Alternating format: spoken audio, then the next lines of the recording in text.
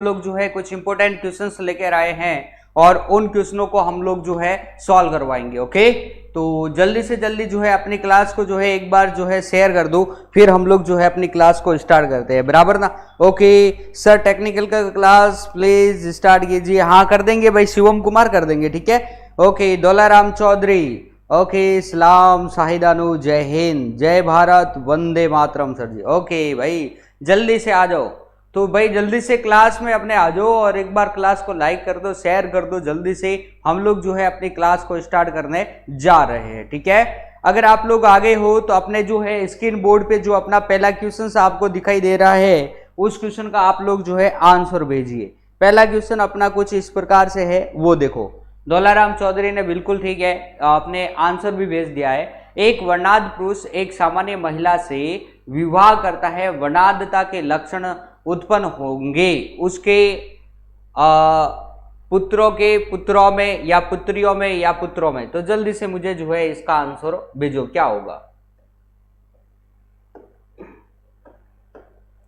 एक वर्णांध पुरुष, तो जल्दी से भेजो भाई डी आंसर। ओके, बिसल आर्मी ने डी आंसर भेजा है, चलो ठीक है। ओके डी, पुत्रियों के पुत्रों में, वेरी गुड, सही बात है भाई, ये तो भाई बिल्कुल सही है। ओके चलो हम लोग जो है इस क्वेश्चन को थोड़ा सा सॉल्व करते हैं।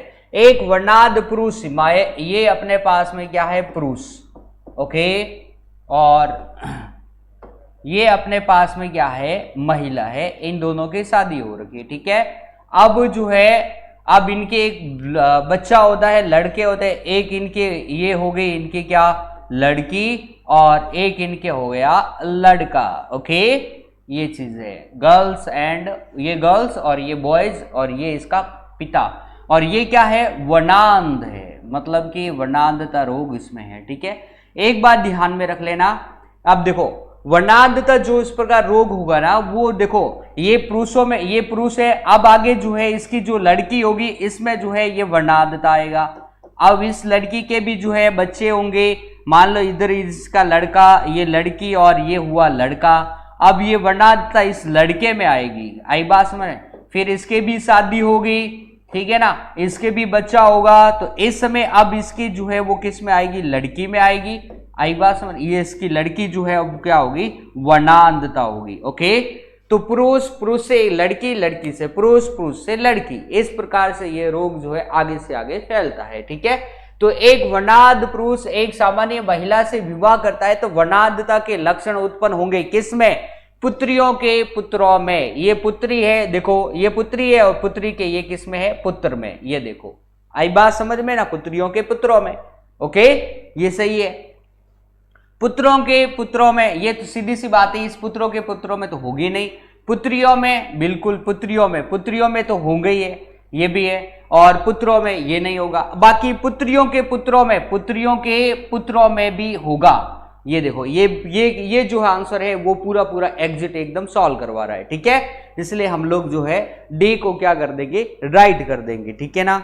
ओके आगे चले, हम लोग नेक्स्ट क्वेश्चन की तरफ चलते हैं आगे। अगला क्वेश्चन कुछ इस प्रकार से है, वो देखो। प्रकाश संश्लेषण के लिए कौन सी गैस आवश्यक है, जल्दी से कमेंट बॉक्स में इसका आंसर दो मुझे।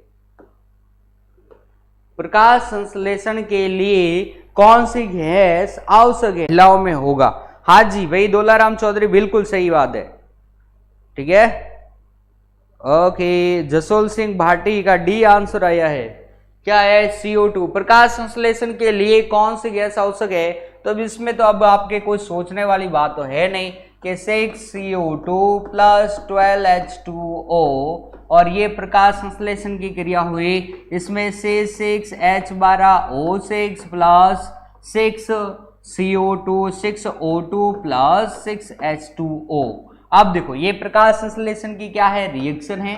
अब इसके अंतर्गत किसकी आवश्यकता पड़ती है, ये सबसे पहले कार्बन डाइऑक्साइड प्लस वाटर, और ये इसमें सूर्य का प्रकाश भी होना चाहिए और क्लोरोफिल होना चाहिए, आई बात में। तो सबसे इंपॉर्टेंट गैस कौन सी हो जाएगी, CO2। यानी प्रकाश संश्लेषण को स्टार्ट करने के लिए सर्वप्रथम हम लोगों को कार्बन डाइऑक्साइड गैस चाहिए, यानी कि CO2 चाहिए, राइट है ना।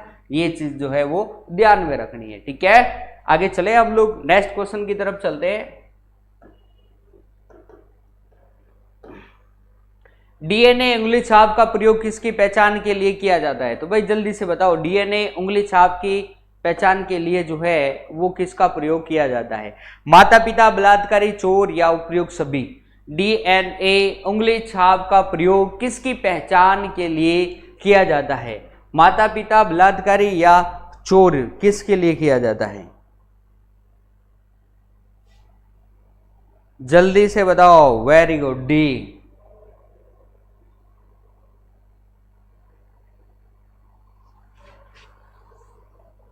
डीएनए उंगली छाप का प्रयोग किसकी पहचान? हाँ भाई, चलो ठीक है, वेरी गुड, डी में। हाँ जी, बिल्कुल कर सकते हैं हम लोग। विवादास्पद माता पिता में भी हम लोग कर सकते हैं। मान लो किसी का बच्चा जो है वो मान लो अभी अभी डिलीवरी और उसका बच्चा जो है एक्सचेंज हो गया है, तो उस समय हम लोग कर सकते हैं डीएनए से, ठीक है, उपयोग कर सकते हैं। बलात्कारी में भी हम लोग जो है इस डीएनए का उपयोग कर सकते हैं, डीएनए उंगली छाप का प्रयोग। और चोर में उसके मान लो उसने कहीं पर जो है हाथ के निशान वगैरह जो है वो कहीं पे छोड़ा हुआ है, तो वहां से भी हम लोग जो है डीएनए में यहाँ पर जो है डीएनए उंगली छाप का प्रयोग कर सकते हैं, ठीक है, यानी कि उपयोग सभी, यानी कि इसका डी आंसर जो है वो क्या हो जाएगा? राइट हो जाएगा, ठीक है ना।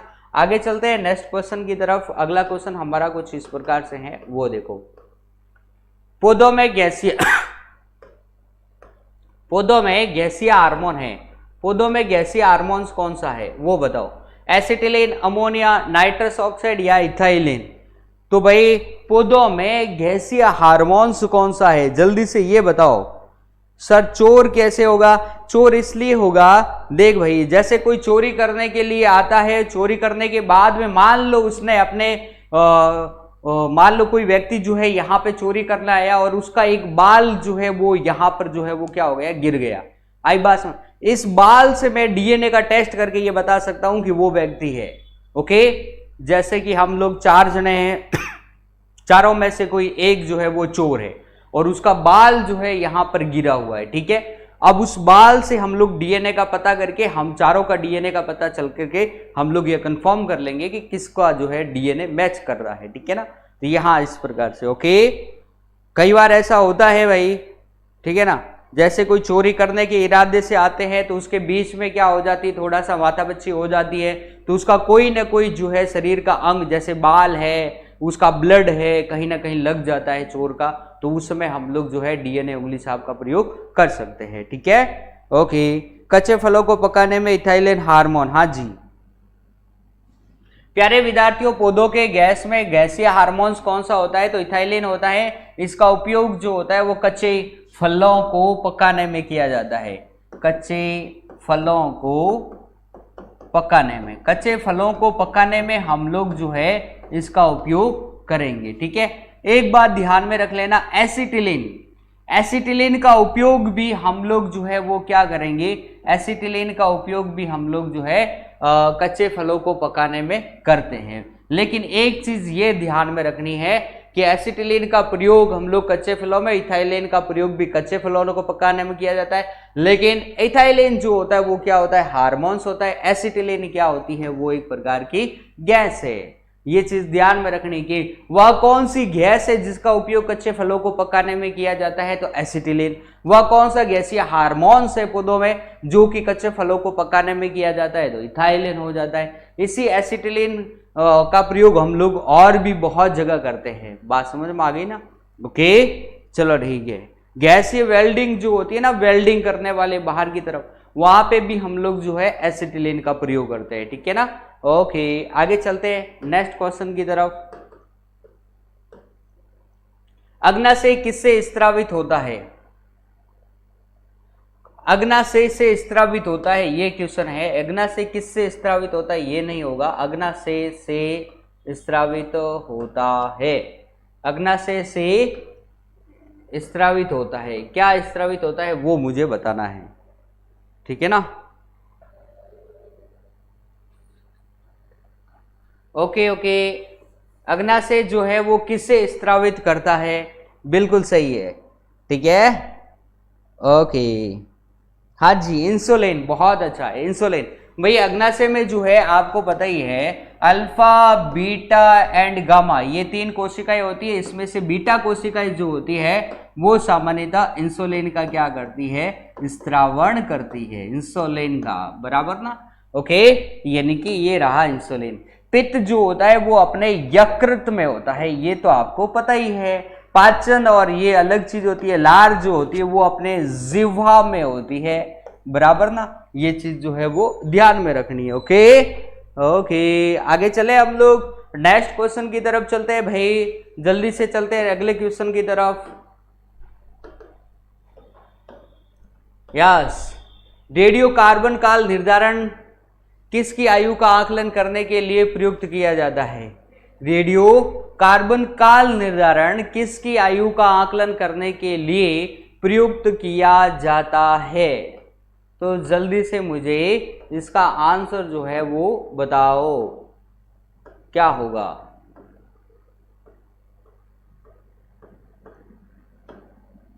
रेडियो कार्बन काल निर्धारण किसकी आयु का आकलन करने के लिए प्रयुक्त किया जाता है?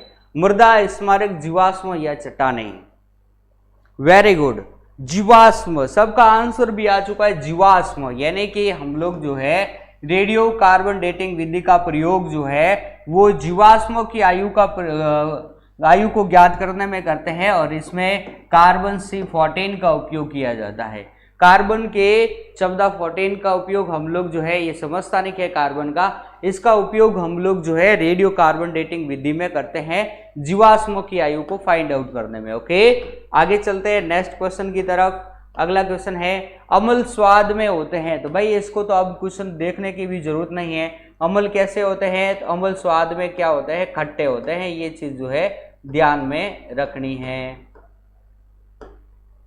अम्ल स्वाद में कैसे होते हैं? तो भाई खट्टे होते हैं, ठीक है। ओके, अम्ल हमेशा ही स्वाद में कैसे होंगे? तो खट्टे होंगे, ठीक है। यस, नेक्स्ट क्वेश्चन की तरफ चलते हैं आगे। चलो आगे ये बताओ, लोहे पर जंग लगना एक परिवर्तन है, रासायनिक, जैव रासायनिक, बिजली रसायन परिवर्तन या इनमें से कोई नहीं? तो जल्दी से मुझे इसका आंसर दो, क्या होगा? लोहे पर जंग लगना एक परिवर्तन है, लोहे पर जंग लगना एक परिवर्तन है।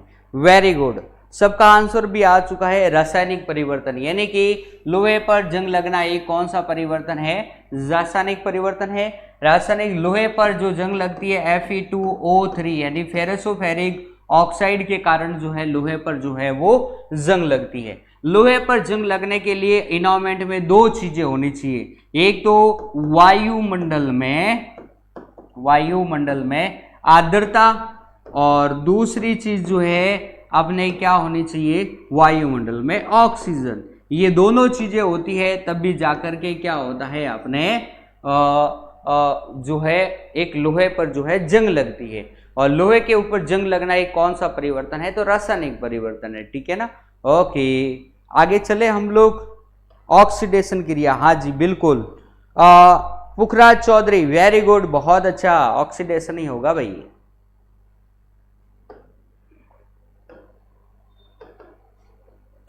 आगे देखो, क्षार का स्वाद होता है खट्टा, कड़वा, मीठा, खारा, कैसा होता है? क्षार का स्वाद कैसा होता है भाई? जल्दी से बताओ, क्षार का स्वाद कैसा होगा? खट्टा होगा, कड़वा होगा, मीठा होगा या खारा होगा? कैसा होगा? क्षार कैसा होगा भाई? जल्दी से बताओ, क्षार का स्वाद कैसा होगा? क्षार, सीधी सी बात है, अम्ल खट्टा होता है तो क्षार कैसा होता है? क्षार जो होता है वो कड़वा होता है। इसमें अपने समझने वाली बात नहीं है, ये कई बार क्वेश्चन हम लोग इसको कर चुके हैं, बराबर ना। ओके, यस, आगे चले नेक्स्ट क्वेश्चन की तरफ। आगे वाला क्वेश्चन जो है कुछ इस प्रकार से है, साबुन भी एक लवण है क्योंकि यह क्षार से बनता है, यह अम्ल से बनता है, यह उच्च वशीय अम्लों का सोडियम लवण होता है। तो जल्दी से बताइए भाई क्या होगा? ये क्वेश्चन भी हम लोग जो है पहले कर चुके हैं, ठीक है ना, कि साबुन भी एक लवण है क्यों? वेरी गुड, आंसर भी भेज दिया जसवंत सिंह भाटी से, वेरी गुड। यानी कि यह उच्च वशीय अम्लों का एक सोडियम लवण होता है। साबुन एक लवण है क्योंकि यह उच्च वसा अम्लों का क्या होता है? सोडियम लवण होता है। सोडियम या पोटेशियम लवण भी हम लोग इसको कह सकते हैं। ठीक है, ओके चलो ठीक है, नेक्स्ट क्वेश्चन की तरफ चलते हैं। अगला क्वेश्चन हमारा कुछ इस प्रकार से है, वर्षा की बूंद का गोलाकार होना किस कारण से होता है? तो भाई ये मैं आपको पहले करवा चुका हूं, फिर भी आप लोग देखो इस क्वेश्चन को कैसे होगा कि वर्षा की बूंद का गोलाकार होना पृष्ठ तनाव, गुरुत्वीय बल, श्यानता या वायुमंडलीय दाब, क्या होगा?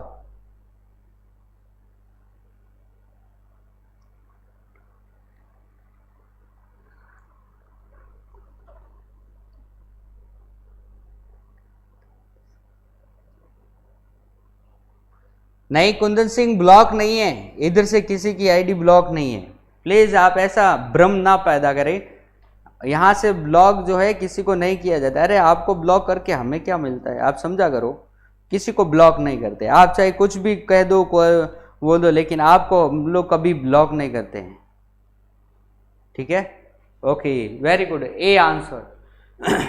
तो वर्षा की बूंद का गोलाकार होना ये किस पे डिपेंड है? पृष्ठ तनाव पे। आपको पता ही है पृष्ठ तनाव क्या होता है, किसी भी द्रव के स्वतंत्र तल को जो है कम से कम क्षेत्रफल घेरने की कोशिश करता है, जिसके कारण जो है वो क्या होता है, अपने बूंद वगैरह जो होती है वो क्या हो जाती है, गोल हो जाती है। ठीक है, तो बरसात की बूंद का गोल होना ये पृष्ठ तनाव पे क्या करता है, डिपेंड होता है। ठीक है ना, आगे चलते हैं नेक्स्ट क्वेश्चन की तरफ। अगला क्वेश्चन हमारा कुछ इस प्रकार से है, देखो डेसिबल है वाद्य यंत्र और वाद्य यंत्र, वाद्य स्वर, ध्वनि स्तर के मापन की इकाई स्वर शोर की तरंग दैर्ध्य है, क्या होगी जल्दी से बताओ।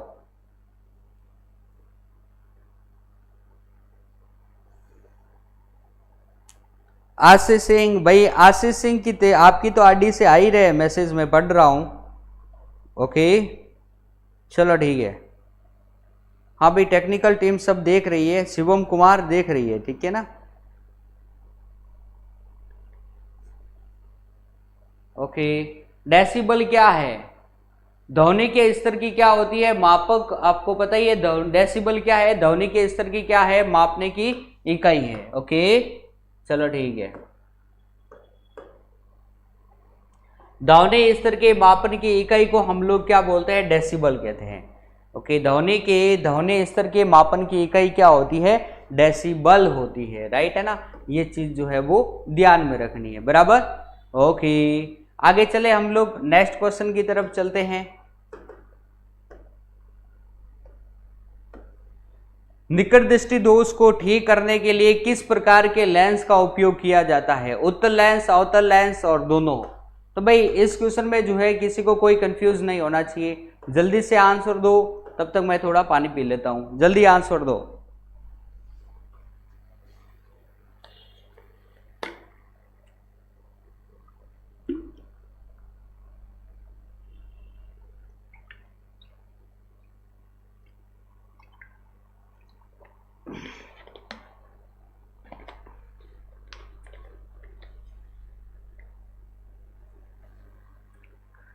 यस, तो निकट दृष्टि दोष को ठीक करने के लिए किस प्रकार के लेंस का उपयोग किया जाता है। तो भाई सीधी सी बात है कि निकट की वस्तु तो क्या दिखाई देती है, लेकिन दूर की वस्तु दिखाई नहीं देती है, तो दूर की वस्तु को देखने के लिए हम लोग जो है अवतल लेंस का प्रयोग करेंगे। ठीक है ना, तो ऑप्शन नंबर बी जो हो जाएगा वो हमारा क्या हो जाएगा, राइट हो जाएगा। ठीक है ना, आगे चले नेक्स्ट क्वेश्चन की तरफ।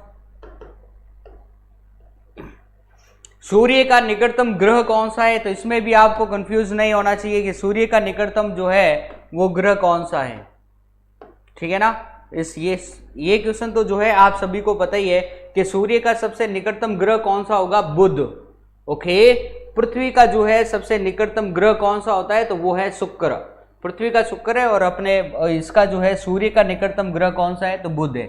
शुक्र को हम लोग जो है अपने पृथ्वी की क्या बोलते हैं, भगिनी भी बोलते हैं, पृथ्वी की भगिनी यानी कि बहन भी बोलते हैं, पृथ्वी की बहन। ओके, संध्या का तारा भी हम लोग बोलते हैं, यानी सुबह सुबह। ओके यस वेरी गुड, बहुत अच्छा। पृथ्वी को हम लोग जो है नीला ग्रह भी कहते हैं, नीला ग्रह, ये चीज ध्यान में रखनी है, क्योंकि यहां पर पानी की अवेलेबल के कारण हम लोग इसको क्या बोलते हैं, नीला ग्रह भी बोलते हैं, ब्लू ग्रे।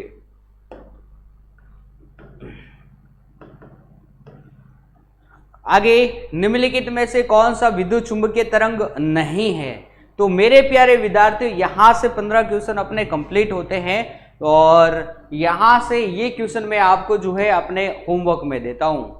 इसको एक लास्ट क्वेश्चन को आपको जो है होमवर्क करना है। कल आपको जैसे वीडियो खत्म होता है उसके बाद में आपको जो है उसको जो है जैसे क्लास अपनी खत्म होती है उसके जस्ट पश्चात आपको जो है कमेंट बॉक्स में इसका आंसर देना है। ठीक है, ओके प्यारे विद्यार्थियों, तो आज की क्लास को हम लोग यहीं पे अपने क्या करेंगे, होल्ड करेंगे, रोकेंगे। कल फिर हम लोग जो है ऐसे इंपॉर्टेंट क्वेश्चंस लेकर आएंगे। आज की क्लास आपको कैसे लगी प्लीज कमेंट जरूर करना, अपने वीडियो को शेयर भी करना, लाइक भी करना। सत्यकेतु डिफेंस एकेडमी के अपने जो यूट्यूब चैनल है उससे जो है आप लोग सब्सक्राइब भी कर देना। ज़्यादा से ज़्यादा जो है आप लोग सब्सक्राइब करो और अपने वीडियो को जो है शेयर करो ताकि दूसरे स्टूडेंट भी देख सके। ओके, तो चलते हैं, कल फिर हम मिलेंगे इसी समय। ओके, तब तक के लिए आप सभी को मेरा जय हिंद, जय भारत।